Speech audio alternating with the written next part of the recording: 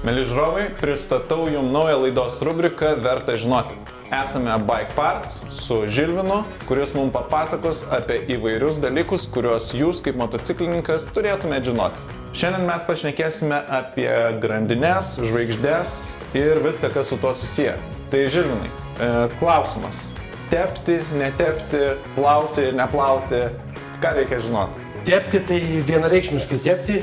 Plauti irgi būtinai reikia, nes jeigu jūs sutepat ant, tarkim, žemių kažkokio, ne, tai nieko nesutepat. Tarkim, jeigu tu važiuoji visą laiką asfaltuotų keliu, ne, tai ta grandinė beveik neišsipurvina, ne. Jeigu jau važiuojant girdi, kad čeža, reiškia jau būtinai reikia tepti. Pagal grandinių skirtumus yra O-ring, betų, tarpinių, ar tai įtakoja poreikį tepimui ar ne? Taip, B-ring tas grandinės naudoja tik tais bekeliai. Dažniausiai netgi ne enduro, o tik tais motocross. Ringai truputį numuša galę, 5-10%. Motocross'e naudoja B-ring grandinės, tai jas ištisai tepti reikia. Enduro arba kelionį motociklų visų kitų grandinėse, ne, jos turi gamyklinį tepalą šitoj vietoje, ne, tai mes realiai tepam šitoj vietoj, ne, už to vadinamą narelį. Jeigu tu grįžai purvinas, nusiploji mocą su chemija, nes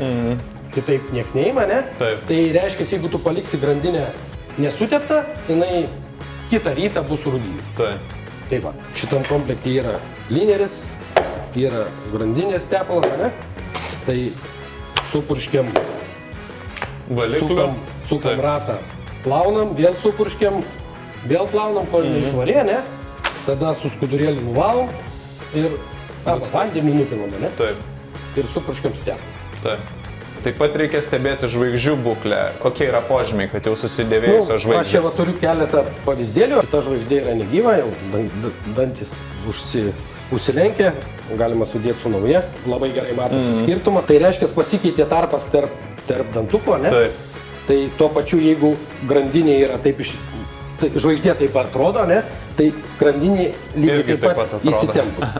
Didelė klaida būna, sako, mano galinė žvaigždė iš vaizdo ten, ne?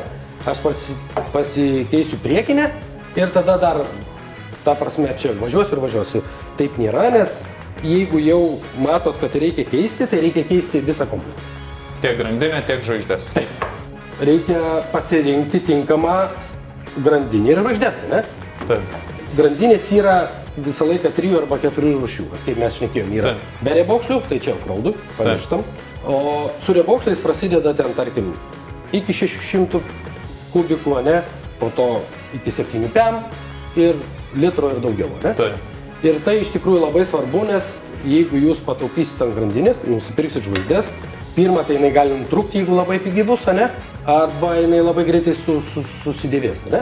Tarkim, būna komplektukai iš karto, ne? Ten Sunstaras, Regina gamina iškart pagal motociklo modelį. Tai reiškia, šitam komplekte yra tinkamai parinkta grandinė ir žvaigždės, ne? Toliau nusimontavus grandinę reikia patikrinti šliaužikų būklę. Jie yra pas visus motociklus. Pas Adventure, pas Streetus, pas visus. Ir jeigu jisai yra sudilęs, ne, matot, čia yra speciali vieta šliaužti grandinėje, ne? Ir jeigu šita vieta yra lygi, reiškia, važiuojant, jūsų grandinė va taip juda, ne? Jūs, principė, sutrumpinat grandinės tarnavimo laiką 50%. Čia visi galvoja, kad čia tik bekeliai reikia, bet iš tikrųjų kiekvienam motociklui išardžius reikia pasižiūrėti šliaužikų stovį. Mes, tarkim, motocross'e arba enduro, taip keiti grandinę, keiti šitus, ne? Nu, bet čia, aišku, ekstremalios situacijos. Keičiant, pavyzdžiui, ar street'ui, ar adventūrė motociklo grandinę, visą laiką reikia pasižiūrėti stovį. Taip. Jeigu viską darai taip, kaip parašyta manuale, tai jinai tikrai ilgai laiko. Taigi, grandinės reikia ir plauti, ir tepti, o keisti geriausia visą komplektą ir, žinoma, nepamirštant šliaužiklių.